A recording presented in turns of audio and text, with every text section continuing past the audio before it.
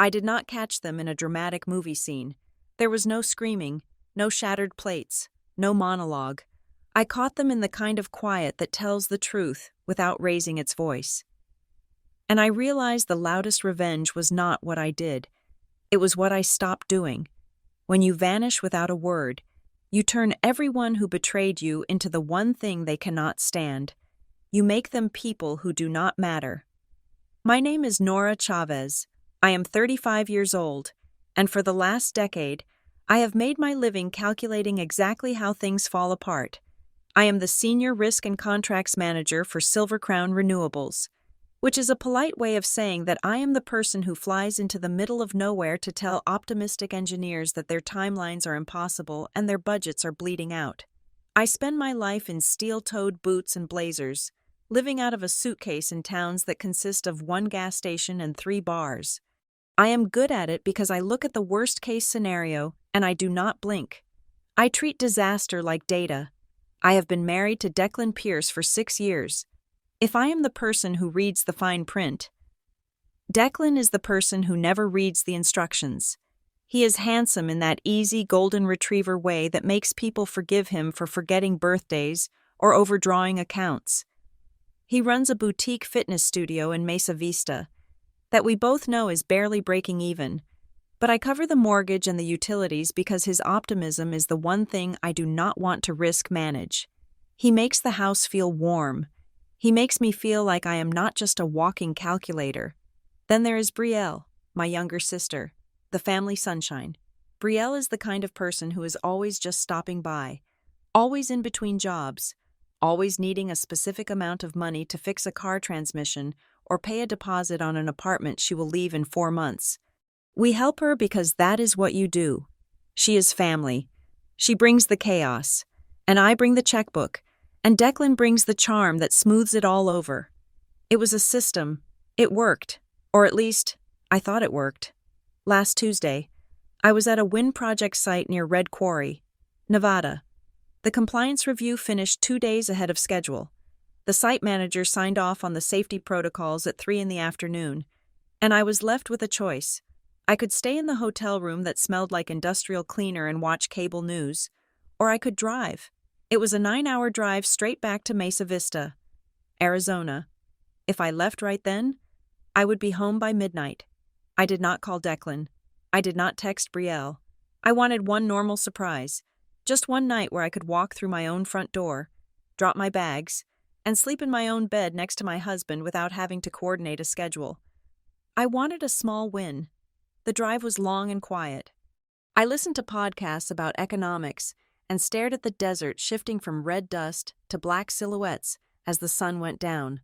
By the time I hit the city limits of Mesa Vista, my back ached, but I felt that specific relief of coming home.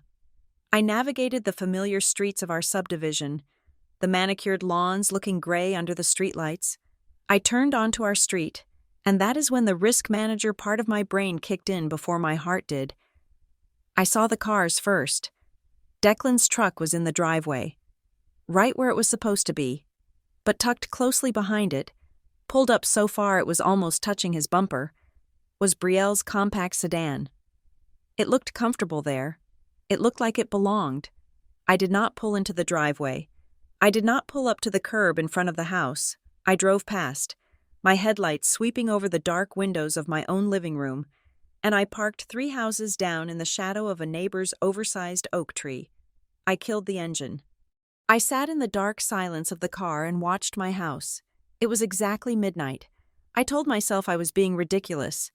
Brielle was probably crashing on the couch. Maybe she had a fight with a boyfriend. Maybe the studio had a plumbing issue and Declan needed help. My brain offered me a dozen logical, innocent explanations, but my stomach remained cold. I watched the digital clock on my dashboard flip from midnight to 1 minute past midnight. Then the front door opened. Declan stepped out first. He was wearing sweatpants and no shirt, the way he sleeps when it is hot. He looked relaxed. He stretched his arms over his head, leaning against the doorframe, looking out at the night. He did not look like a man in crisis. He looked like a man who had just had a very good evening. Then Brielle stepped out. She was wearing my hoodie. It was an oversized gray university hoodie I had owned for 10 years, the one I wear on Sundays when I'm doing laundry. It engulfed her small frame. She was barefoot. She stepped close to him, into his personal space, in a way that siblings simply do not do. She said something I could not hear, and she laughed. It was not a loud laugh. It was a soft, intimate sound that carried on the wind. Declan looked down at her. He brushed a strand of hair out of her face. The gesture was so casual, so practiced, that it hit me harder than violence. Then he leaned down, and they kissed. It was not a quick peck. It was slow. It was familiar. It was the kind of kiss you give someone when you know you will see them again in 10 hours. He held the back of her neck, and she stood up on her tiptoes, her hands resting on his bare chest. They looked like a couple who had been married for 6 years. They looked settled. Brielle pulled away, whispered something else, and jogged lightly to her car. Declan waited on the porch, watching her back out. He waved as she drove away. He waited until her taillights disappeared around the corner before he turned around, went back inside my house, and locked the door. I sat in my car 3 houses away. My phone was in my hand. The screen was dark. I could have called him. I could have marched up to the door and pounded on it until the neighbors woke up. I could have screamed. I could have thrown a rock through the window, but I did not move. I sat there as the minutes ticked by. 1 hour, 2 hours. The engine block clicked as it cooled. The suburban silence pressed in on me. I replayed the scene in my head. Not the kiss itself, but the body language, the ease of it. They were not nervous. They were not looking over their shoulders. They were not rushing. They were comfortable. That comfort was the proof. You do not get that comfortable the first time you make a mistake. You get that comfortable when the mistake has become a routine. You get that comfortable when you have done this 10 times, 20 times, maybe 50 times. The sun began to bleed gray light over the horizon, turning the sky the color of a bruise. I watched my house in the morning light. It looked exactly the same as it had when I left it a week ago. The lawn was mowed, the blinds were drawn. Inside, my husband was sleeping in our bed, likely dreaming of the woman who was wearing my clothes. I put my hand on the door handle. I gripped it until my knuckles turned white. My entire body was vibrating with a cold, electric shock. Every instinct in my body screamed at me to go inside and burn it all down, to demand answers, to make them hurt the way I was hurting. I took a breath. I let go of the handle. I started the car. I put it in gear, and I drove away without turning on my headlights until I was at the end of the block. I am not going to confront them. I drove toward the highway, the realization settling over me like a heavy blanket. I was not going to say a word. I was not going to ask why. I was going to vanish. And as I merged onto the interstate, watching the sign for Mesa Vista disappear in my rearview mirror, I realized that this decision scared me more than the betrayal itself. I checked into a roadside motel 3 exits down the highway. It was the kind of place where the carpet smelled of stale cigarettes and the neon sign outside buzzed with a dying electrical hum. I did not sleep. I stood under the shower for 40 minutes, scrubbing my skin until it turned red, trying to wash off the phantom sensation of the life I thought I had. I needed to stop being a wife. I needed to become a risk manager again. In my line of work, you do not cry over a structural failure. You assess the damage, you document the liability, and you mitigate the loss. I decided right then, standing on the cracked tile of a cheap bathroom, that I would not collect this pain like a victim. I would collect the truth like evidence. I went home the next afternoon. When I unlocked the front door, the house smelled of coffee and lemon cleaner. It was terrifyingly normal. Declan was in the kitchen, blending a protein shake. He spun around when he heard the latch click, his face breaking into that wide, easy smile that had anchored my world for 6 years. He asked if I was back early. He came toward me, wiping his hands on a towel, and leaned in for a kiss. This was the first test. If I flinched, I lost. If I screamed, I lost. I held my breath, forced my muscles to relax, and let his lips touch mine. It felt like kissing a stranger. It felt like kissing a wall. But I pulled back and smiled. I told him the compliance checks wrapped up ahead of schedule. I told him I missed him. I lied with the precision of a surgeon. For the next 5 days, I became a ghost in my own house. I cooked dinner. I asked about his day at the studio. I sat on the couch next to him and watched television, laughing at the right moments, while my mind was running a cold, silent diagnostic on our entire marriage. I was there, but the version of Nora who loved him had evaporated. What was left was a camera, recording everything. I waited for the cracks. I did not have to wait long. Declan was sloppy. People who are comfortable get sloppy because they stop fearing consequences. On Thursday night, he fell asleep early after a long day of training clients. I waited until his breathing turned heavy and rhythmic. Then I slipped out of bed, took my laptop to the guest room, and logged into our joint bank accounts. I did not look at the totals. I looked at the history. I filtered the search results by recipient. Brielle Chavez. The screen filled with transactions. I opened a spreadsheet and started logging them. January 12th, $300. Memo says groceries. February 14th, $500. Memo says car repair. March 2nd, $250. Memo says gas and food. I opened my work calendar in a separate window and placed the two screens side by side. The pattern emerged instantly. It was not random. It was a schedule. Every single spike in transfers correlated perfectly with my travel dates. When I was in Texas for 4 days, Brielle received $400. When I was in Washington for a week, she received $800. It was a salary. I was not just supporting my sister, I was funding the time she spent with my husband. I saved the statements to a new hidden cloud folder I had named Project Zero. I took screenshots. I downloaded the PDF files. I was building a case file, not a divorce petition. The next morning, Declan went for a run. He left his tablet on the kitchen island. It was synced to his phone, a convenience he had insisted on so he could manage his studio bookings from the couch. He had never changed the passcode. It was still the year we got married. I typed in the 4 digits. The screen unlocked. I went straight to the messages. I scrolled past his friends, past his mom, past the group chat for his fantasy football league. I found Brielle. The thread did not go back days. It went back months. I read them. I did not skim. I forced myself to read every word. The intimacy was nauseating, but the practicalities were worse. They planned their meetups around my flight itineraries. One message from Brielle, dated 3 weeks ago, read, "Is she gone yet? I am bored and the fridge is empty." Declan had replied, "She leaves for the airport in an hour. Come over at 7. I scrolled further back. I found a text where Brielle made a joke about my new promotion. She wrote, "At least she is good for something. She is like our sponsor." Declan had hearted the message. Our sponsor. I felt a cold flash of heat rise up my neck, but I pushed it down. I took photos of the screen with my own phone. I scrolled, captured, and saved. I was efficient. I was hollow. Then I found the picture. It was sent 10 days ago. It was a photo taken in a bathroom, my guest bathroom. I realized, recognizing the tile pattern, it was a hand holding a plastic stick. The window on the stick showed 2 pink lines. The caption under the photo was short. "We did it." I stared at the image.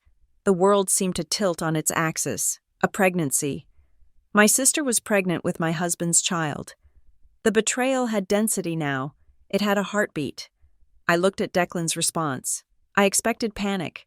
I expected fear. I expected him to tell her to get rid of it. Instead, he had written, "We have to be careful. Your mom cannot freak out yet."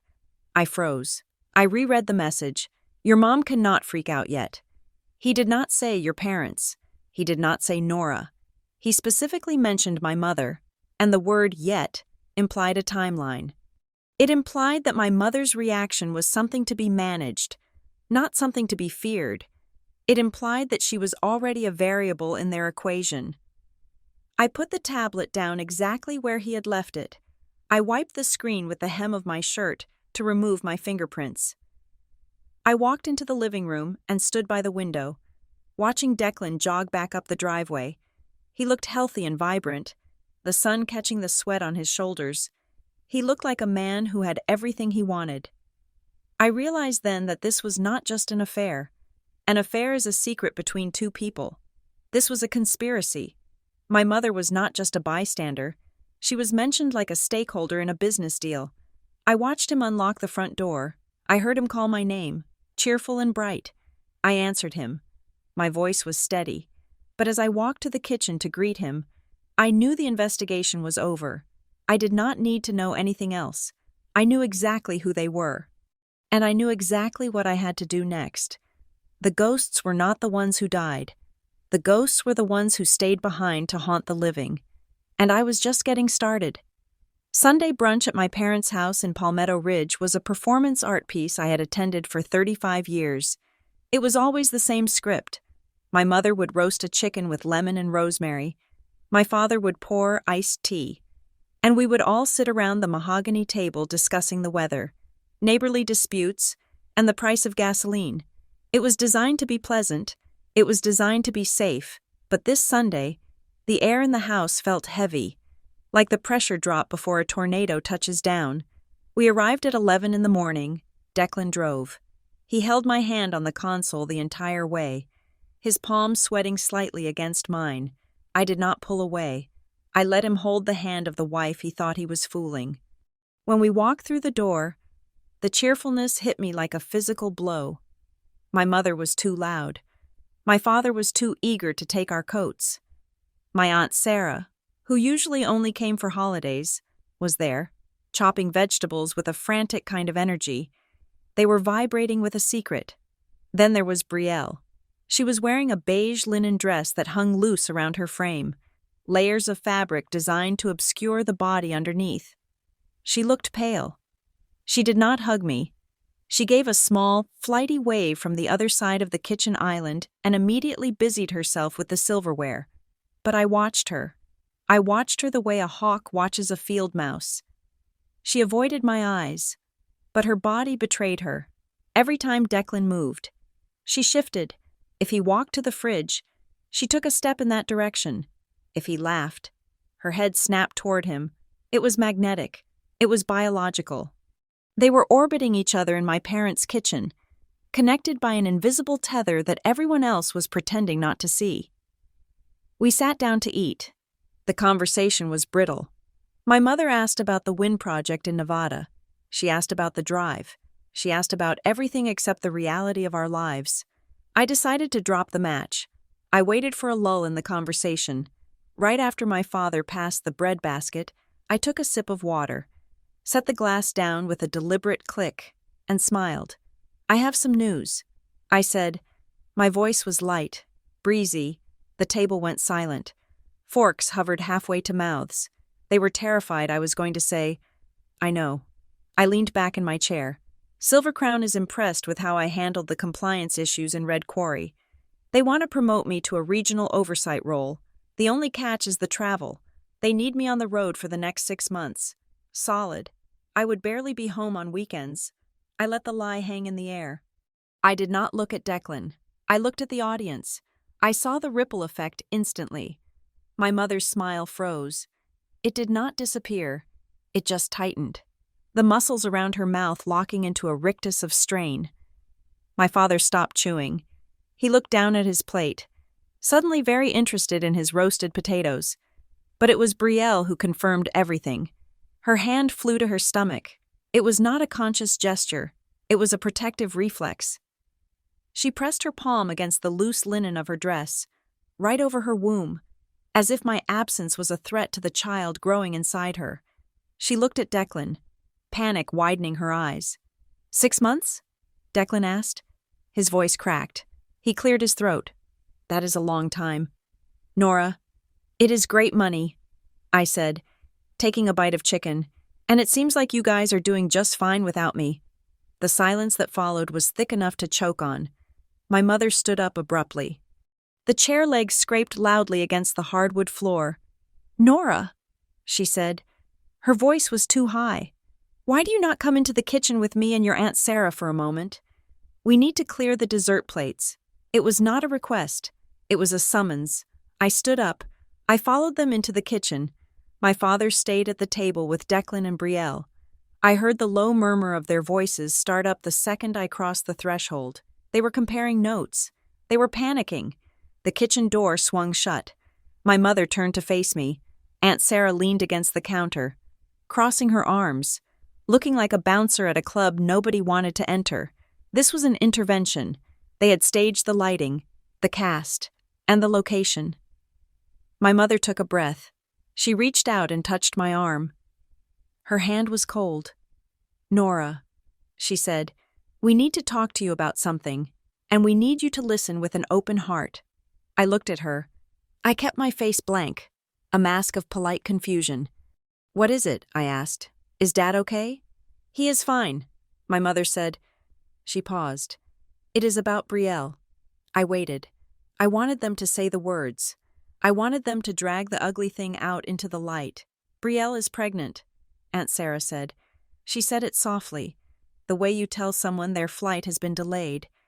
It was delivered as news, not as a confession. I did not blink. I stared at my mother. "And?" I asked. My mother sighed. She looked pained, as if my lack of immediate sympathy was making this harder for her. "The father is Declan. Nora." The world did not stop. The floor did not open up. Because I already knew. But hearing my mother say it, hearing her connect my husband and my sister in the same sentence without screaming, made my blood turn to ice. She hurried on, speaking faster now, trying to control the narrative before I could react. "It happened a few times. It was a mistake. They were both lonely. And you are gone so much with work, and things just got out of hand. But Nora, listen to me. There is a baby now, a baby involved, and that changes the landscape." She squeezed my arm. "This is messy," she said. "We know it is messy, but we handle things as a family. That is what we do. We do not do public drama. We do not destroy anyone's reputation or future over a mistake. We are going to figure this out together. We will help raise the child. You and Declan can work through this." I looked at Aunt Sarah. She nodded in agreement, her face set in a look of grim determination. They had already held the meetings. They had already drafted the peace treaty. I was just the last person to sign it. I pulled my arm away from my mother's grip. I took a small step back. I had one question, one clean, sharp needle of a question. "How long have you known?" I asked. The silence answered me first. It was a heavy, guilty silence. My mother looked at the floor. Aunt Sarah looked at the window. They did not have to speak. The silence told me they had known for weeks, maybe months. They had sat at this table, eaten this food, and looked me in the face while knowing my life was being dismantled. My mother looked up. Her eyes were wet, pleading for me to be the reasonable one, the one who fixes things, the one who absorbs the impact so the others do not have to. "We were waiting for the right time to tell you," she said. That was the line. That was the moment the last tether snapped. We were waiting for the right time. It implied strategy. It implied that my pain was a logistical hurdle they needed to schedule. It meant they had discussed me when I was not there. They had managed my life without my consent. I felt a strange, cold calm settle over me. It was the same feeling I got when I signed off on a high-risk contract that I knew would eventually fail. But I was no longer liable for the damages. I smiled. It was the best acting performance of my life. "Okay," I said. My mother exhaled, her shoulders dropping. "Okay? I need a minute to process it." I said, "But you are right. A baby is a blessing. We are a family." My mother lunged forward and hugged me. She smelled like rosemary and betrayal. "Thank you, Nora," she whispered. "I knew you would understand. I knew you would be big enough for this." I pulled away gently. "Let us go finish brunch," I said. I walked back into the dining room. Declan and Brielle looked up, their faces pale, waiting for the explosion. They were braced for screaming. They were ready for tears. I walked to the table. I picked up my glass of iced tea. I raised it in the air. To the family, I said, and to new additions. Declan's jaw dropped.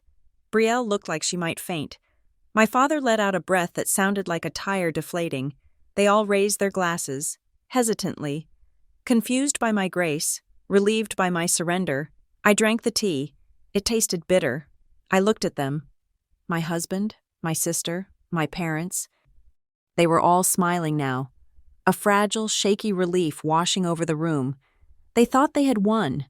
They thought they had contained the blast. But as I set the glass down, I realized the truth.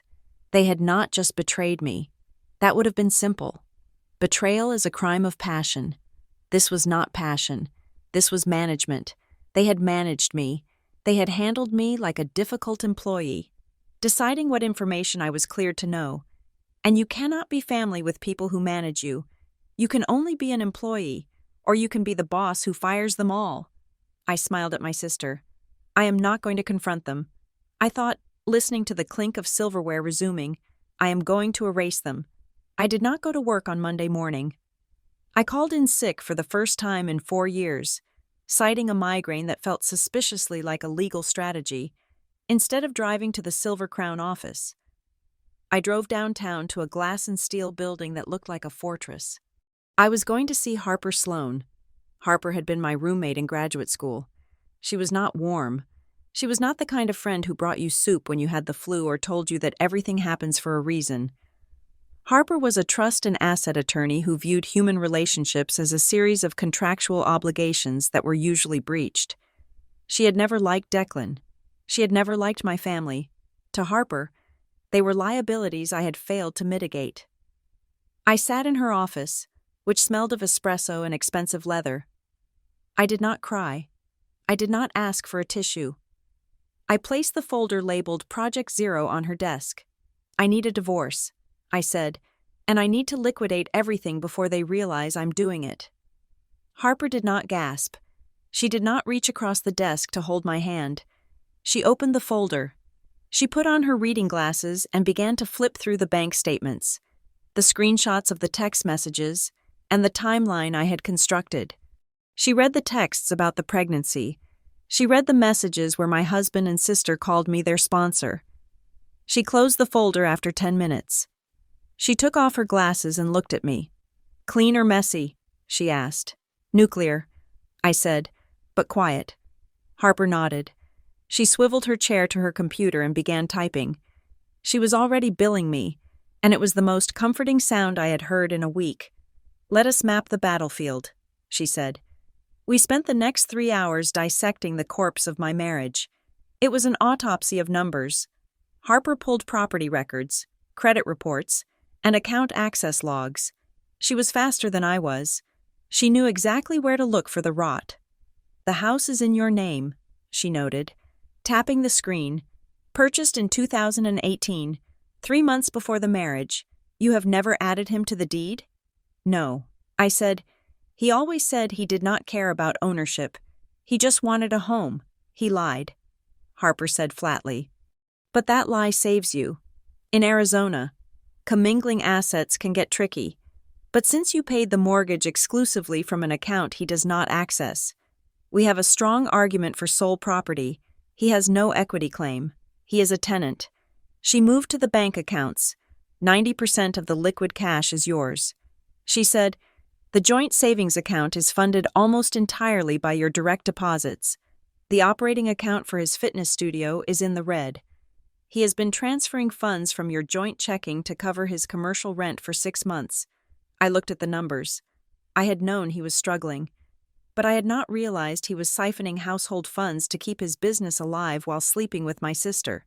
He is an authorized user on your primary credit card," Harper said. She clicked a few keys. "And he has been busy. $2,000 at a jewelry store in December, $500 at a hotel in Vegas in January." I felt a wave of nausea. The jewelry was likely for Brielle. The hotel was likely where they conceived the child my family expected me to pay for. "Cut him off."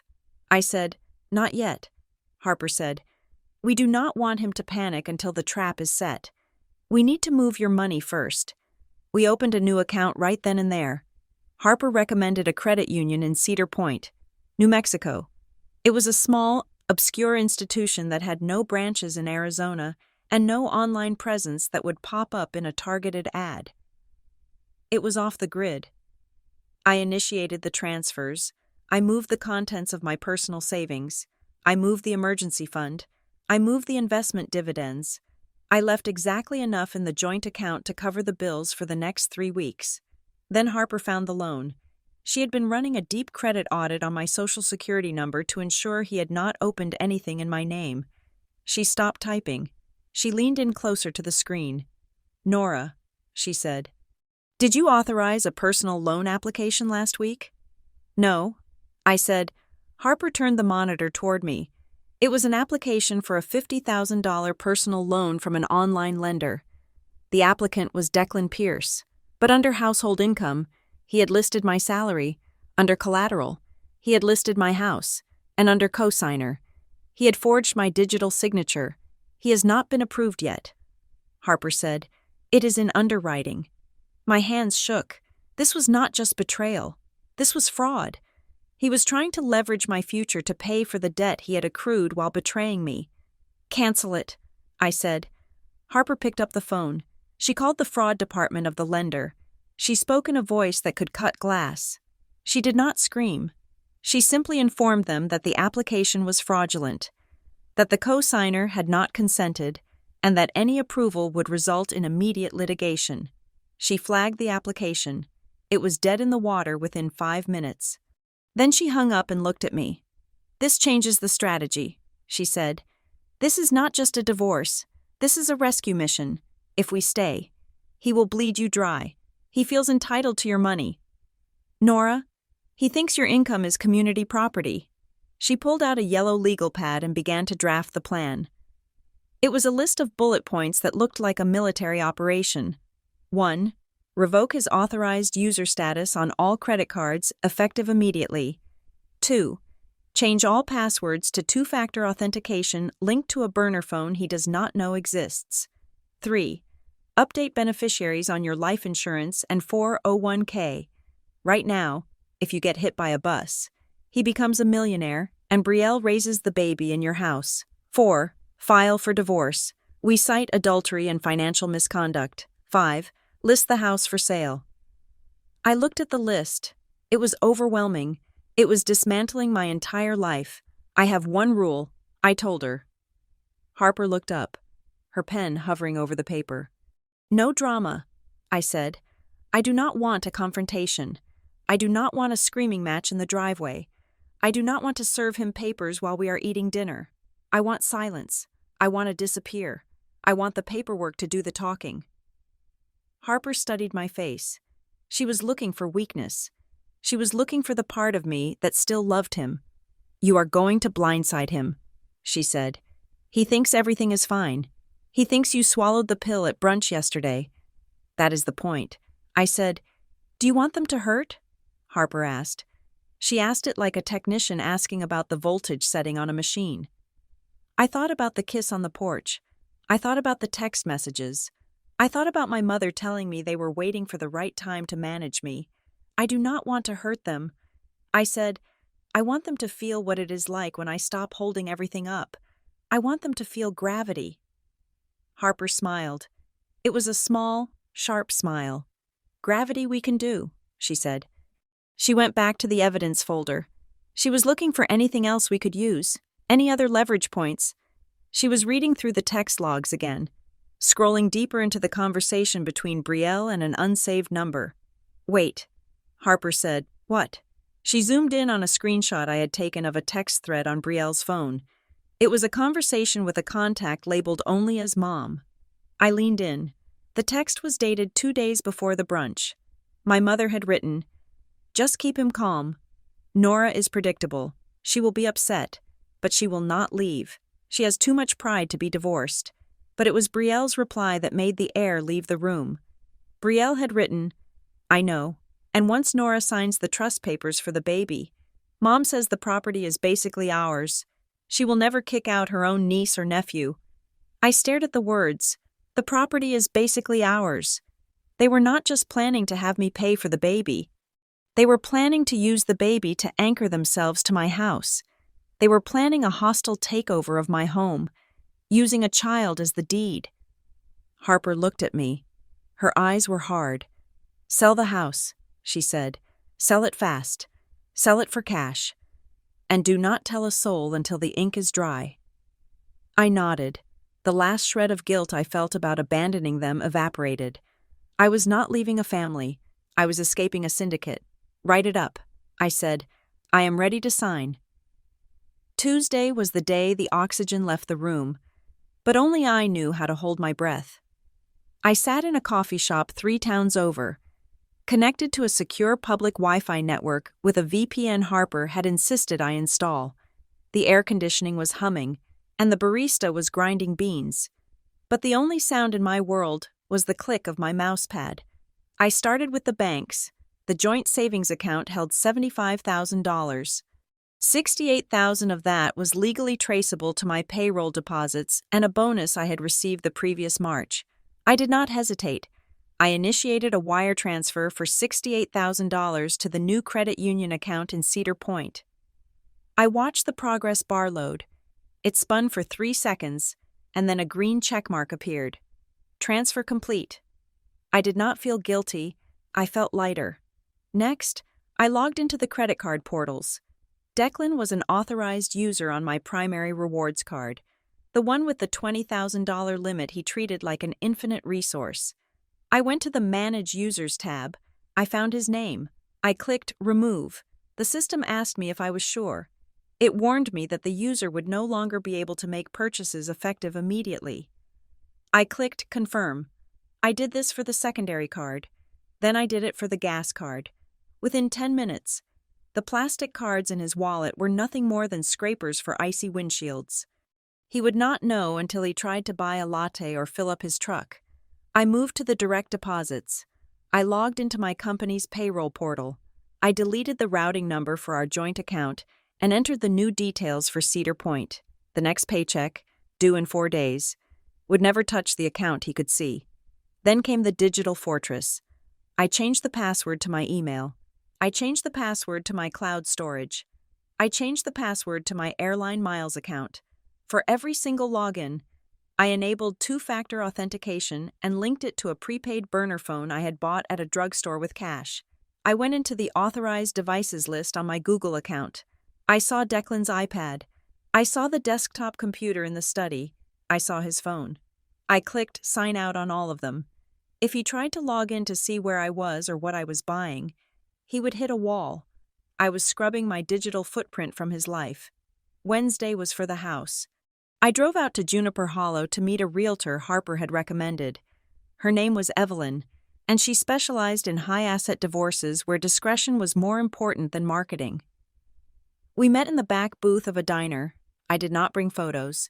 I brought the deed. I want a quiet listing. I told her, no yard sign, no open houses, no lockbox on the door. I do not want the neighbors to know. I do not want my husband to know until the closing papers are on the table. Evelyn nodded. She did not ask questions. She knew the drill. I have a network of investors looking for properties in Mesa Vista. She said, the market is tight. If the price is right, we can move this off market. I named a price. It was 5% below market value. It was designed to move. Get me a cash offer. I said, I want a 21-day close. Evelyn made 2 calls while I finished my coffee. By the time I paid the check, she had a showing scheduled for Thursday morning during the hours I knew Declan would be training a client at his studio.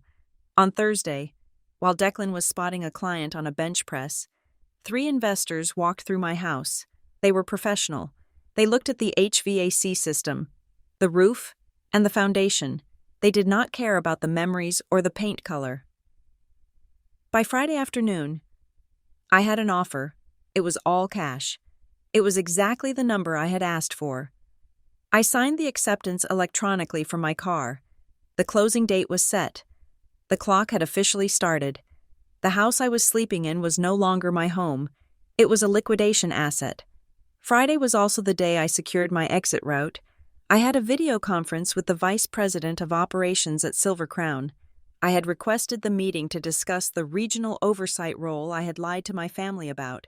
but the reality was much colder.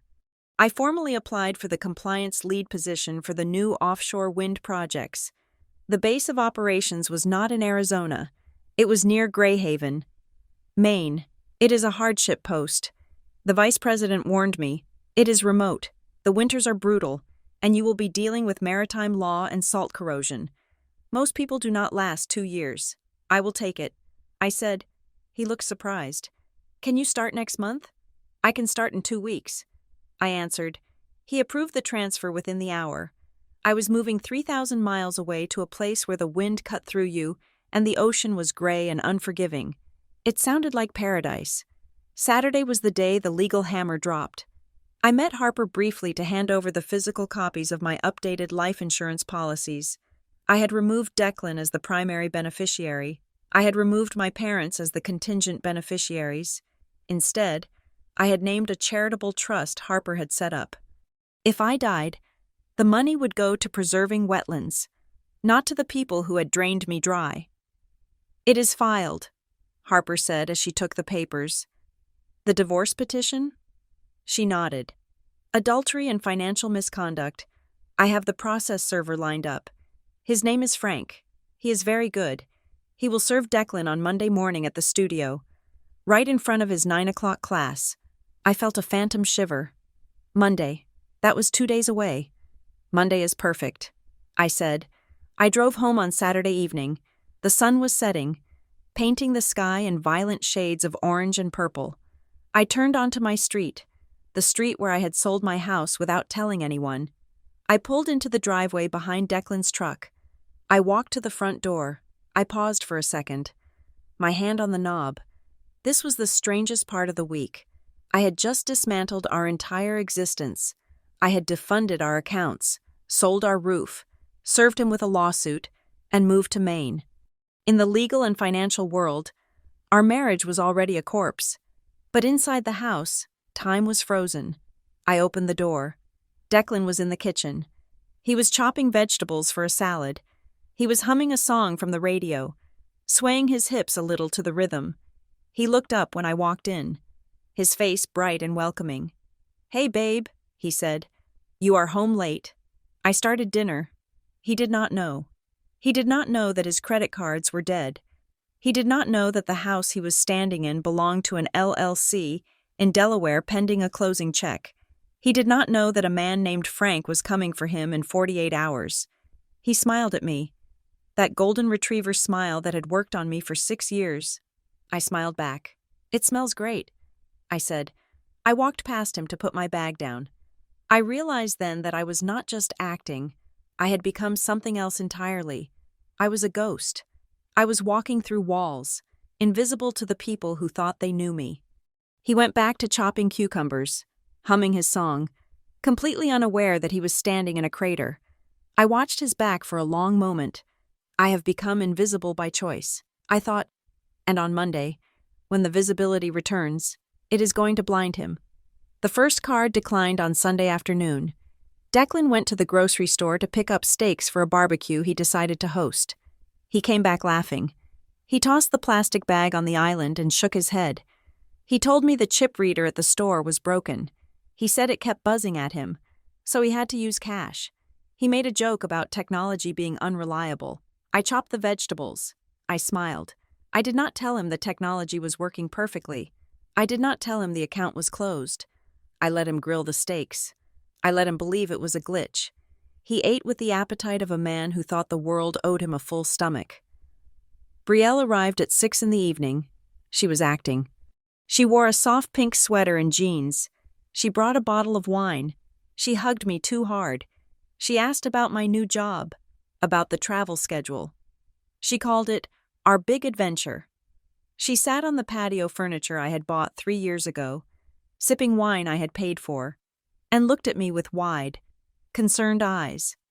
"Are you sure you are okay with all this travel?" she asked.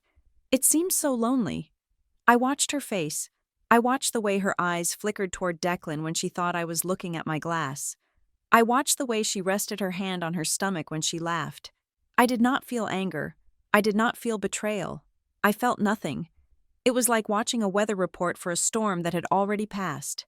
I watched her lie the way I watched rain hit a window. It was just a phenomenon. It had no moral weight anymore. "I will be fine," I said. "I like the quiet." They drank the wine. They laughed. They planned the next weekend, assuming I would be gone and the house would be theirs. I let them plan. It is polite to let children play make-believe before bedtime. Monday morning was dark. The sun was still hours away. I woke up at 3 in the morning. I did not use an alarm.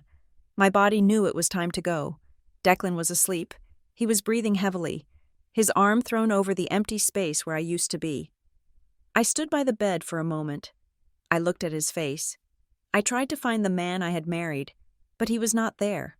All I saw was a stranger who owed me money. I went to the guest room. My suitcase was already open. I packed the essentials. I took my passport. I took my birth certificate and my social security card. I took the laptop.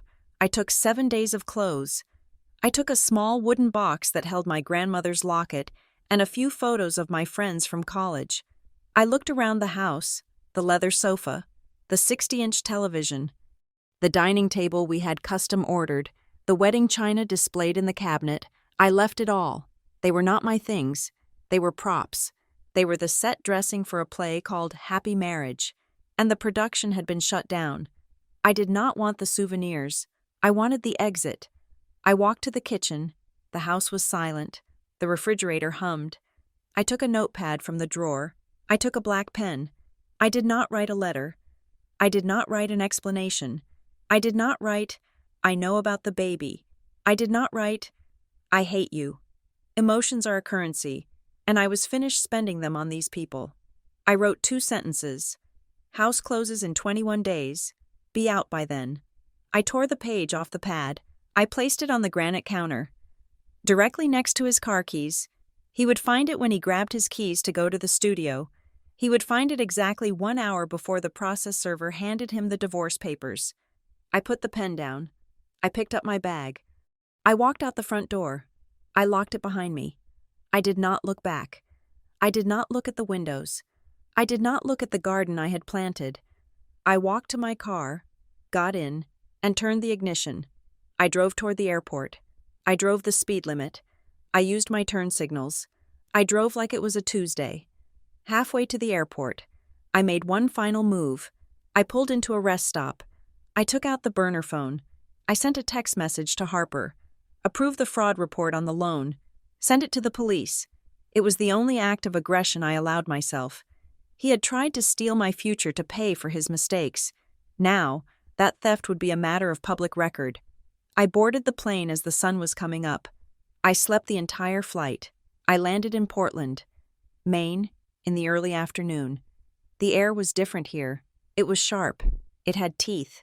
It smelled of salt water and cold mud. It smelled like clarity. I picked up the rental car and drove north to Greyhaven. The trees were scrubby and tough. The ocean was a flat, steel gray. The company had arranged a short-term rental for me. It was a small cottage near the harbor. It had wood shingle siding and a porch that faced the water. Inside, it was simple. A bed, a table, a stove. It was clean. It was anonymous. It did not know my name. It did not know my history. I unpacked my single suitcase. I hung my shirts in the small closet. I sat on the edge of the bed. The room was silent. There was no humming refrigerator. There was no lying sister. There was no husband spending money he did not have. I waited for the tears. Everyone says you cry when you leave. But the tears did not come. I lay down on the duvet. I closed my eyes. For 6 years, I had been holding up the sky. My arms were tired. Now, I had let it drop. I slept. I slept without dreaming. I slept like a person who had finally stopped performing. When I woke up, the room was dark. The wind was rattling the window frames. I looked at the nightstand. My old phone was sitting there. It was powered off. The screen was black. I stared at it. It felt heavy. It felt radioactive. I knew what was happening inside that device. I knew the signals were piling up against the firewall I had built. The missed calls, the frantic texts, the voicemails shifting from confusion to panic to rage. Declan would be reading the note. Brielle would be calling me. My mother would be demanding answers.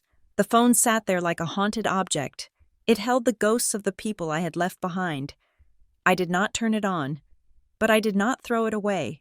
Not yet. I turned the old phone on 3 days after I arrived in Maine. I sat on the wooden porch of the rental cottage, wrapped in a heavy wool blanket, watching the gray Atlantic Ocean churn against the rocks. The air was cold enough to sting my lungs. It was a clean pain. It was nothing like the suffocating heat of Arizona. I pressed the power button. The device did not just wake up, it convulsed. It vibrated against the wooden table like a dying insect, buzzing continuously for 12 minutes as the network tried to deliver 72 hours of panic. I did not answer any of it. I simply watched the notifications stack up. It was a fascinating sociological experiment. I was watching the anatomy of a collapse in real time. Declan led the charge. His messages began on Monday morning at 8 o'clock. They started with confusion. Where are the keys? Why is there a note? Is this a joke? Pick up the phone. By 10 o'clock, the tone shifted to annoyance. He was likely trying to buy coffee or pay for parking, and discovering that the plastic cards in his wallet were useless. Card declined. Transfer money to the joint account now. This is embarrassing. By noon. The process server, Frank, had done his job. The tone shifted from annoyance to pure, white-hot rage. You served me at work? In front of my clients? You are insane. You cannot just file for divorce without talking to me. Answer the phone. Nora. By Monday evening. The reality of the house sale had hit him. The realtor must have contacted him to schedule a walkthrough, or perhaps he saw the listing online. The rage evaporated, replaced by a frantic, desperate pleading that was almost harder to read than the anger. You sold the house? Where am I supposed to live? Nora. Baby. Please. We can fix this. I know I messed up. I know things have been weird. But you cannot just burn it all down. I love you. I read the words I love you and felt absolutely nothing. It was like reading a billboard for a product I no longer bought. Then came the supporting cast. Brielle had taken a different approach. She had utilized the family group chat, likely hoping that a public forum would shame me into responding. Her messages were crafted to sound like the worried younger sister, the innocent bystander. Nora, please, we are worried sick. Just let us know you are safe. This isn't like you. I am scared something happened to you. I read her texts and admired the performance. The wording felt rehearsed. It was too clean. It lacked the jagged edges of genuine fear. She was not scared for me. She was scared of the silence. She was scared because the safety net she had been bouncing on for years had suddenly vanished. My mother was the most predictable. She cycled through her greatest hits in less than 6 hours. First, the threat of authority. If you do not call me by 5 o'clock, I am calling the police. You are acting erratically. Then, the pivot to medical guilt. Your father is hyperventilating. His blood pressure is through the roof. If he has a stroke, it is on your hands. You are killing him. I imagined my father, sitting in his armchair, probably watching golf, completely unaware that he was being used as a weapon of emotional destruction. They did file a missing person report. Harper called me on my new burner phone on Tuesday to tell me the Mesa Vista police contacted me. She said, "Your mother walked into the station and claimed you had a mental break and vanished. She told them you were a danger to yourself." "What did you tell them?" I asked, watching a lobster boat bob on the horizon. "I told them you are a competent 35-year-old woman who has filed for divorce and does not wish to be contacted." Harper said, "I provided proof of your safety." They closed the file. The police do not enforce marital attendance. Nora, you are allowed to leave. The police closing the file must have been the moment the walls truly closed in on them. They had lost the ability to use the state to force me back into the room. Rumors started to ripple through the community. Harper told me about those, too. In a suburb like Mesa Vista, silence is louder than a scream. The narrative was bizarre. The reliable, boring, breadwinning wife had disappeared overnight. The house was sold for cash. The golden boy husband was served with divorce papers. There was no explanation, no public fight, No affair that anyone knew about yet. I checked the old phone again. The missed call counter was climbing like a scoreboard. 312, 340. I watched the number rise. Each digit represented a moment where they reached for me and found air. It was satisfying in a dark, primitive way. Then a new message popped up from Brielle. It was an image file. I opened it. It was an ultrasound photo, a grainy, black and white smear of potential life. Underneath, she had written, "I did not mean for it to happen like this. Please call me. He deserves his aunt." I stared at the screen. The manipulation was so transparent it was almost insulting. She was using the evidence of her betrayal as a hostage negotiation tool. She thought the baby would break me. She thought my biological imperative to nurture would override my self-preservation. But she was wrong. I realized then that the haunting was not supernatural. They were not haunted by my ghost. They were haunted by the vacuum I had left behind. I was the one who remembered birthdays. I was the one who paid the mortgage. I was the one who smoothed over the arguments between my mother and Brielle. I was the one who managed Declan's ego. I was the stabilizer. I was the load-bearing wall of the entire family structure, and I had walked away. Now, the roof was collapsing, and they were screaming at the rubble, demanding it stand back up. They were panicked because they had to exist in a world where actions had consequences. They had built a religion around my forgiveness. Assuming it was an infinite resource, they were finding out that the well was dry. I was about to turn the phone off again when it rang. It was the new phone, the burner. Only one person had this number. I answered it. "Harper?" "Nora. Listen to me," Harper said. Her voice was tight. It lacked its usual cool, legal detachment. "What is it? Did the house close?" "No," Harper said. "It is Declan. He has hired a lawyer, a guy named Miller who usually handles DUIs. But he is loud. Let him be loud." I said, "We have the evidence. They are pivoting." Harper said, "They are not fighting the adultery. They know they lose on that. They are attacking your competency." I sat up straighter. My competency? Declan is filing an emergency motion to freeze the assets and halt the house sale, Harper explained. He is claiming that your disappearance proves you are mentally unstable. He is claiming you are having a manic episode and that you are not in your right mind to make financial decisions. He is trying to get a temporary conservatorship or at least a court order to force you to appear in person for an evaluation. I felt a flash of cold anger. It was the first emotion I had felt in days. "He is calling me crazy? He is saying you snapped," Harper said. "He is saying the note, the sudden move, the silence. It is all symptomatic of a breakdown. He wants to drag you back to Arizona. Nora. He wants to force a meeting. He thinks if he can get you in a room, he can manipulate you again." I looked out at the ocean. The gray water looked like iron. "He wants me in a room?" I asked. "He is banking on you staying hidden," Harper said. "He thinks you will not show up, and the judge will default in his favor because you look like a fugitive." I stood up. I walked to the edge of the porch. "I am not a fugitive." I said, "I am a woman who is done paying for his mistakes." "I know," Harper said. "But we need to kill this narrative before it takes root. We need to show the court that you are not crazy. You are just done." I looked down at the old phone, still buzzing on the table. "Tell the judge I will appear via video link." I said, "I am not coming back to Arizona." "He will push for in-person," Harper warned. "Then let him push." I said, "But Harper? Yeah? If he wants to claim I am unstable, let us show the court exactly what drove me away. File the loan fraud report, file the text messages, file the ultrasound, put it all in the public record. If he wants a hearing, let us give him a show." I hung up.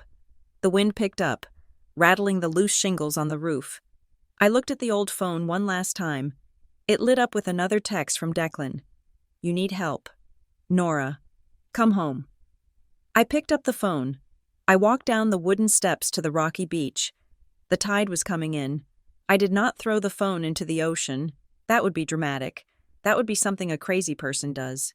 Instead, I placed it on a flat rock. I found a heavier stone, a piece of granite the size of a grapefruit. I brought the stone down once, hard. The screen shattered. The buzzing stopped. I picked up the pieces and put them in the trash can by the cottage. I was not unstable. I was finally perfectly clear. The hearing was scheduled for a Tuesday morning. I did not fly back to Arizona. I did not put on a suit and sit at a mahogany table to let them see me sweat. I sat in my rental cottage in Maine, wearing a thick wool sweater, and logged into the court's secure video conferencing system. On the screen, the courtroom in Mesa Vista looked small and grainy. I saw the back of Declan's head. He was wearing the navy blue suit I had bought him for his sister's wedding 3 years ago. Beside him sat Miller, his lawyer, a man who gestured too much with his hands. They opened with the narrative Harper had warned me about. Miller stood up and told the judge that I was suffering from a breakdown. He used words like erratic, abandonment, and mental incapacity. He claimed that my sudden departure was a danger to the marital estate and that I needed to be compelled to return for a psychiatric evaluation. Declan nodded along, looking solemn, playing the role of the concerned husband who just wanted his sick wife to come home. Then it was Harper's turn. Harper did not use adjectives. She used exhibits. "Your Honor," Harper said, her voice crisp and metallic through the speakers. "My client did not flee a marriage due to mental instability.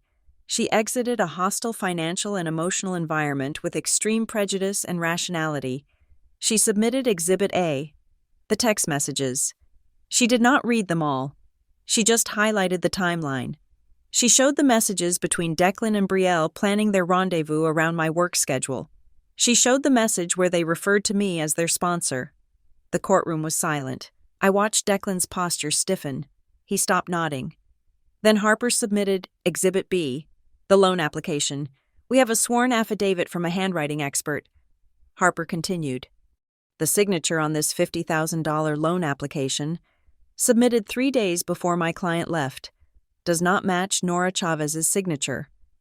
Furthermore, at the timestamp of the digital submission, my client was geolocated in Red Quarry, Nevada, 400 miles away from the IP address used to submit the form." The judge, a woman with reading glasses perched on the end of her nose, looked down at the papers. She looked at Declan. "Mr. Pierce," the judge asked, "did you sign your wife's name to this document?" Declan stood up. He tried to charm her. He tried to use the smile that worked on fitness clients.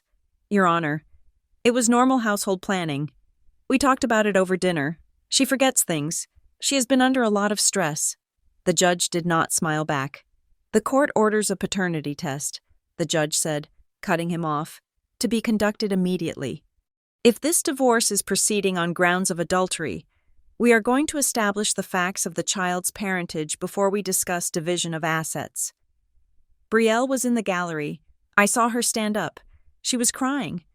It was a loud, gasping sob that echoed in the courtroom. She looked at Declan, waiting for him to protect her, to stop the humiliation. But Declan just sat there, staring at the table, realizing that his charm had no currency here. The results came back 48 hours later. They were not a surprise, but they were a receipt. Probability of paternity was 99.9%. Declan was the father. The pregnancy was not a rumor I had concocted in a fever dream. It was a biological fact that carried an 18-year financial obligation. With the paternity confirmed and the fraud investigation open, Declan's narrative of my instability collapsed. The judge denied the motion for a conservatorship. She denied the motion to halt the house sale. She granted the divorce on my terms. The fallout was fast and brutal. News travels fast in a town like Mesa Vista, especially when public court records are involved. The story of the loan fraud and the pregnancy leaked. Declan's fitness studio, which relied heavily on his reputation as a wholesome, healthy lifestyle coach, became radioactive. Harper told me the details during our weekly call. Clients were canceling memberships. 2 of his trainers quit because the paychecks started bouncing. The landlord for the commercial space issued a notice of default on the lease. Declan had been using my income to float the business for months, without my deposits, and with his reputation in tatters. The studio was dead in the water. Brielle faced her own reckoning. She had moved out of her apartment, assuming she would be moving into my house with Declan once I was pushed out of the picture, but the house was sold. Declan was sleeping on a friend's couch. So Brielle had to move back in with our parents. I imagined the dynamic in that house. It was no longer a conspiracy of managers handling a difficult employee. It was a crowded, resentful reality. My parents were retired. They lived on a fixed income. Now they had an unemployed daughter and a grandbaby on the way. With a father who was drowning in debt, Brielle was no longer the family sunshine. She was the family problem. The house closing happened on a Friday. I signed the final documents electronically. The deed was transferred to the investment group. The wire transfer hit my account in Cedar Point 2 hours later. I looked at the balance on my screen. It was a significant number. It was my equity. It was my savings. It was the price of my freedom. Harper negotiated the final settlement with ruthless efficiency. Since the house was premarital property, and I had kept the finances separate enough to prove he had made no significant contribution to the equity, he got nothing from the sale. Furthermore, because of the proven fraud regarding the loan, Harper successfully argued that I held no liability for his personal debts. He walks away with his studio debt, his credit card debt, and the child support payments he will owe your sister. Harper told me, "You walk away with your cash and your life." I accepted the terms. They were furious. I learned later that Declan had tried to demand a settlement meeting. He wanted to sit across from me. He wanted to look me in the eye. He told his lawyer he needed closure, but I refused to give him the theater of reconciliation. I refused to let him perform his remorse. I stayed in Maine. I stayed a voice on a phone and a signature on a PDF. My absence deprived them of the one thing they needed to feel better about themselves: my reaction. They wanted me to scream so they could call me crazy. They wanted me to cry so they could comfort me. By doing neither, I forced them to sit alone with what they had done. The divorce decree was signed. I was Nora Chavez again. Just Nora. I went for a walk along the harbor that evening. The wind was biting, but I did not mind. I bought a cup of clam chowder from a shack on the pier and sat on a bench, watching the fishing boats come in. I felt a profound, quiet peace. I had dismantled the trap they built for me, and I had watched it snap shut on their own legs. When I got back to the cottage, there was an email waiting for me. It was from Harper. The subject line read, "Forwarded from Brielle. Read at your discretion." I hesitated. My finger hovered over the mouse. I did not want to hear her voice. I did not want her excuses. But curiosity is a difficult thing to kill. I opened the email. It was not a long message. There was no subject line in the original text. It was sent from a new email address, likely because I had blocked her old one. It read, "I know you hate me. You should. But you need to know one thing. I did not want to keep it at first. I was scared. I told Mom I wanted to fix it before anyone knew. But Mom told me not to. She said if I had his baby, you would step aside. She said you have always been the strong one, and you would give us the house because you would not want the baby to grow up poor. She said it was the only way to make sure we were all taken care of." I just listened to Mom. I stared at the screen. The white light of the monitor seemed to burn into my retinas. Mom told me if I had his baby, you would step aside. It was not just that they had managed me. It was that my mother had weaponized my own empathy against me. She had banked on my love for them being a weakness she could exploit to secure real estate. She had engineered a child to secure a mortgage. I closed the laptop. I sat in the dark. I had thought the worst part was over. I thought the betrayal had hit bottom. But as I listened to the ocean crash against the shore, I realized I had not just lost a husband and a sister.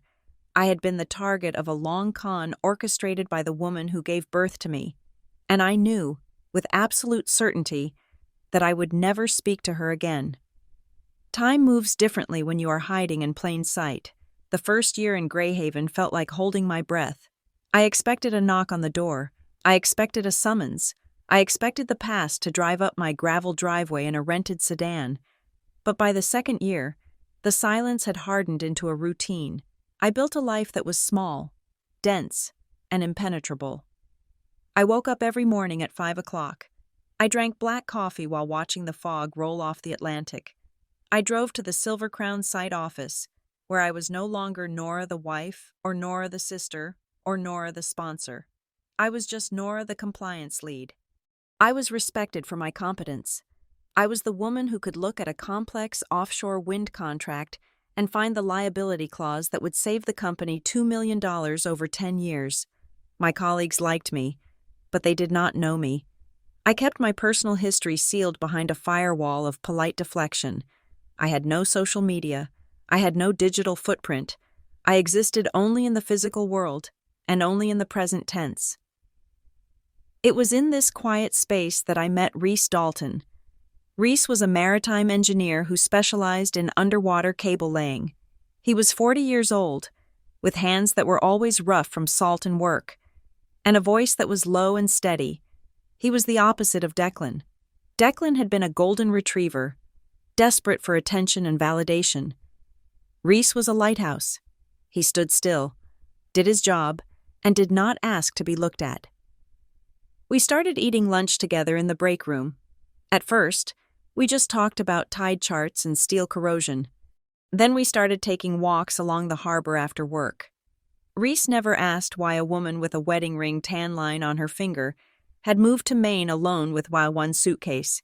He never asked why I flinched when people asked about my family. He simply walked beside me, his presence a heavy, grounding weight that kept me from floating away. He was the kind of person who did not pry for entertainment. He understood that some stories are not tragedies to be shared over wine.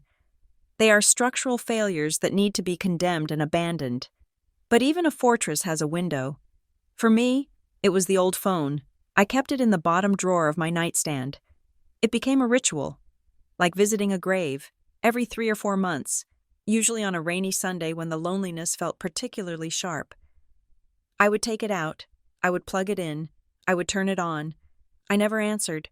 I just watched. The messages had evolved. In the beginning, it was rage. It was Declan screaming about the unfairness of the universe. Then, it shifted to pleading. He wanted his life back. He wanted the money back. Then, as the months turned into a year, the tone shifted into a weaponized spirituality. God says forgiveness is the only path to peace. My mother texted, "We are praying for your hardened heart." My aunt wrote, "Then came the guilt. Your father is sick." My mother wrote, "The doctors say it is stress. You are doing this to him. We are falling apart." Brielle sent, "We need you." I read these messages with a detached curiosity. It was like reading a script for a soap opera I had stopped watching. I could see the mechanics of it. I could see them trying every combination of words to find the unlock code for my empathy, but the code had been changed. Then came the photo. It arrived 6 months after the divorce was finalized. It was a picture of a baby boy. He had dark hair and Declan's eyes. He was sitting in a high chair, covered in spaghetti sauce. The caption from Declan read, "He deserves to know his aunt. Do not punish him for what we did." I stared at the photo for a long time. I did not feel hate for the child. He was innocent. He was a victim of their selfishness just as much as I was. But I also knew that he was being used as a battering ram. They were trying to use his innocence to break down my door. They wanted me to look at him and feel a biological pull that would drag me back into their orbit. I turned the phone off. I put it back in the drawer. I did not wish the child harm, but I refused to be emotionally blackmailed through a newborn. My absence was the only gift I could give him. If I went back, I would just be another player in their dysfunctional game, and he deserved better than to watch his aunt be used as an ATM for his parents. The needle of truth that finally pierced me did not come through the phone. It came through the mail. It was a letter addressed to my P.O. box. It had been forwarded 3 times, through 2 different law firms, before it reached me. My father had found a way to bypass Harper's blockade. I sat in my car outside the post office and opened it. My father's handwriting was shaky. He did not ask for money. He did not threaten me. He confessed. "Nora," he wrote, "I need to clear my conscience before I die." I knew about them. I knew about Declan and Brielle 3 months before you found out. I saw them at the studio. I confronted your mother, and she told me to stay quiet. She said if we told you, you would leave, and the family would be broken. She said we had to protect Brielle because she is weaker than you. I chose family unity over your dignity. I am sorry. I put the letter down on the dashboard. I looked out at the gray street. I felt a cracking sensation in my chest. It was not anger. It was not relief. It was grief. For years, I had told myself that my father was a victim of my mother's machinations. I had told myself he was just passive, just weak. But he was not a victim. He was a collaborator. He had watched me cook dinner for my husband, watched me pay my sister's rent, watched me smile and laugh, all while knowing they were betraying me. He had looked me in the eye and chosen to let me be a fool because it was easier for him than dealing with the fallout. I almost broke. I sat there in the cold car and wept. I did not cry for them. I cried for the version of the family I thought I had. I cried for the daughter I thought I was. I had been an object to them. I was a resource to be managed, a load-bearing wall to be maintained. But I was never a person they felt they owed the truth to. I drove home. I burned the letter in the fireplace. I watched the paper curl and turn to ash. And I felt the last tether to my childhood snap. That evening, Harper called me. I almost did not answer. I was drained, but Harper never called for small talk. I have something, she said. Her voice was low. Is it Declan? I asked. Is he suing again? No. Harper said, it is your grandmother's inheritance, the small bond fund she left for you and Brielle. I remembered it. It was not a fortune. It was about $10,000 each, set to release when we turned 40. What about it? I asked. I was doing a routine audit of your remaining passive assets to make sure the trust structure was holding. Harper said, I found a request form submitted to the trustee 2 years ago, right before everything happened. A request form? It was a request to redirect your portion of the bond to Brielle. Harper said, the reason listed was anticipated family hardship. Who signed it? I asked, though I already knew the answer. Your parents signed as witnesses. Harper said, they claimed you had verbally agreed to gift it to Brielle for the baby. The trustee rejected it because they did not have your notarized signature. But Nora, the date on the application was 2 weeks before you found out about the affair. I closed my eyes. They had tried to steal my inheritance before I even knew there was a baby. They had been moving money around on the board while I was still playing the role of the happy wife. My mother told Brielle I would step aside. My father chose unity, and together, they had tried to liquidate my future to pay for their golden child's mistake. This is not a family, I whispered to the empty room. It is a cartel. I hung up the phone. I looked at the fire dying in the grate. Reese was coming over for dinner in an hour. He was bringing fresh scallops. We were going to drink white wine and talk about the ocean floor. I stood up. I washed my face. I looked in the mirror. The grief was still there, but it was changing. It was hardening into something else. They wanted my money. They wanted my forgiveness. They wanted my silence. They were going to get none of it, but they were going to get one last thing from me. I was going to make sure they could never, ever reach me again. The final act of a demolition is not the explosion. It is the sweeping away of the dust. Harper and I executed the last protective maneuver on a rainy Tuesday in November. It was a document called an irrevocable trust. We moved every single asset I owned, my savings, my investment portfolio, my retirement accounts, into a legal fortress that no member of the Chavez or Pierce families could ever breach. We added clauses that specifically blocked any claim based on family hardship or emergency medical necessity. They could starve, they could beg, but they could never again touch the money I earned with my own hands. With the trust established, I made my final physical move. I bought a house. It was not a rental cottage this time. It was a modest 2-story home on a cliff overlooking the gray waters of Greyhaven. I did not buy it as Nora Chavez. I bought it through a limited liability company named North Point Holdings. There was no public paper trail. If you searched my name in the property records, you would find nothing but empty space. I had achieved the modern equivalent of vanishing off the face of the earth. But ghosts are hard to accept, especially when you still owe them money. Declan and Brielle made one last attempt to hunt me down. They didn't come to Maine, because they couldn't find me there. Instead, they scraped together enough money for 2 plane tickets and flew to the city where Harper's office was located. They showed up in the lobby of her high-rise building without an appointment. They performed the full range of human desperation. Declan begged the security guard to let him up. Brielle cried, holding the baby, my nephew, up like a prop, shouting that they just wanted to talk to Harper, that they just wanted to get a message to me. Harper did not go down to the lobby. She did not send an associate. She simply had the building security issue a formal trespassing warning. Then she sent a certified letter to their lawyer. My client requests no contact. Any further attempts to approach legal counsel or locate the client will result in a restraining order. It was the door slamming shut forever. Back in Mesa Vista, the narrative my mother had tried to spin was unraveling. For months, she had been telling anyone who would listen, neighbors, church members, extended family, that I had run away because I had lost my mind. She painted a picture of a woman who had snapped under pressure, abandoning her loving husband and loyal sister in a fit of manic hysteria. She tried to make me the villain to save her own reputation. But lies have a short shelf life when they are up against court documents. The paternity test results became public knowledge during the divorce finalization. The fraud investigation into the loan Declan tried to take out in my name made the local papers. People can forgive a lot of things, but they cannot forgive a man who gets his wife's sister pregnant while stealing his wife's identity. The community fractured.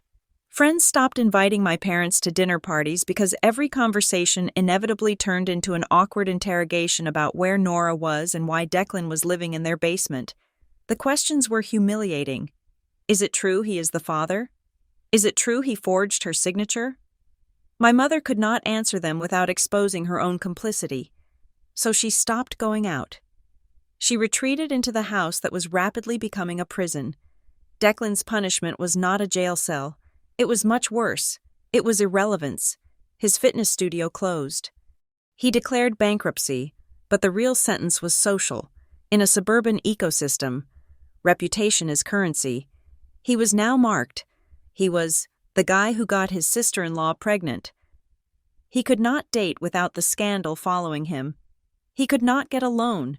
He could not stabilize his work because nobody wanted to hire a personal trainer with a history of fraud.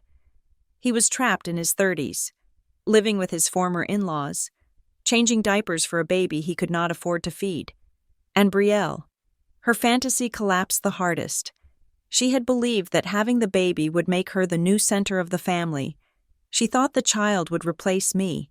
She thought it would bring them all together. Instead, the baby was a constant, screaming reminder of what they had lost. He was expensive. He was exhausting. And because I was not there to pay the bills or smooth over the arguments, the stress turned inward. Brielle was financially dependent on parents who resented her for ruining their retirement.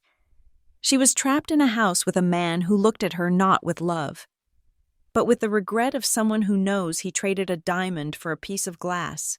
She was not cherished. She was tolerated. 5 years after I left, I received one final message. I had changed my number 3 times, but my mother managed to get a message to Harper, begging her to forward it to me. She swore it was not a request for money. She swore it was just the truth. Harper forwarded it to me with a note. You do not have to read this. I sat on my porch in the cold Maine air and opened it. It was one sentence. My mother finally dropped the mask of the victim and admitted the core calculation of their betrayal. We thought you would forgive us because you always do. I just sat there, staring, because you always do. That was it. That was the entire explanation. They did not cheat and lie because they hated me. They did it because they did not respect me. They saw my kindness as a renewable resource they could exploit without consequence. They thought I was a permanent fixture, a machine that would keep processing their mess into comfort no matter what they fed into it. I did not feel angry. I felt a cold, crystalline clarity. I did not reply. I did not type out a furious paragraph telling her she was a monster. I did not send a photo of my new house or my quiet, peaceful life. I simply opened the final document Harper had sent me. It was the absolute dissolution of the marriage and a permanent, enforceable no-contact order that carried the weight of a felony charge if violated. I signed it. I sent it back. That was my response. My signature was the last thing they would ever have of me. I stood up and walked to the railing of my deck. The ocean was churning below, crashing against the granite cliffs with a sound like thunder. The wind cut through my sweater, sharp and clean.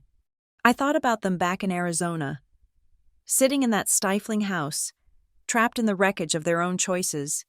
They were waiting for me to call. They were waiting for me to save them. They were telling stories about me to fill the silence. I realized then that the haunting was simple. I was not the one being haunted. I was free. I woke up every day in a house I owned, with money I controlled, in a life that belonged only to me. They were the ones who were haunted. They were not haunted by what I did. They were haunted by the fact that I proved I could exist without them. They were haunted by the empty space where I used to stand. They were haunted by the terrifying realization that I did not need them, but they had desperately needed me, and they could not stop remembering the power they lost the moment I decided to vanish. I took a deep breath of the salt air. I turned off my phone, and I walked back inside to make dinner, leaving the ghosts to starve in the dark. Thank you so much for listening to this story. I would love to hear your thoughts. So please comment down below and tell me where you are listening from. I love connecting with you guys from all over the world. If you enjoyed this story, please subscribe to the channel Morgan Revenge Stories, like the video, and hit the notification bell to help this story get heard by even more people.